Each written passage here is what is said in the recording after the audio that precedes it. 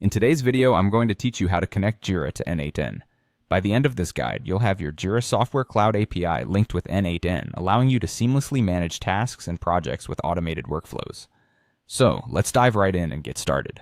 First things first, open n8n. If you're not familiar, n8n is a powerful and flexible tool that allows you to create automated workflows between different services. Think of it as a bridge that connects distinct platforms, enhancing your productivity. With that open, the next step is to navigate over to Credentials. You'll find this section is essential for securely integrating external services with n8n.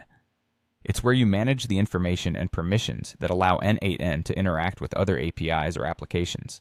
Click on Create Credential. This option is going to allow us to start a new connection. From the list of available credentials, you'll want to select Jira Software Cloud API. This choice is critical as it specifies the exact type of connection we're about to establish. Now it's time to enter some specific information. You'll need to input 3 key pieces of data. The first is your Jira domain. This is essentially the web address your company uses to access Jira. For example, it might look like https your company Atlassian net. Make sure it's entered correctly as it's a vital part of establishing the connection. Next, you'll need to provide your email address. Ensure that this is the email associated with your Jira account. It acts as a layer of verification and helps in authenticating your identity.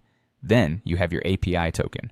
This is a unique string generated in Jira, which grants n8n the permission to access your Jira account securely.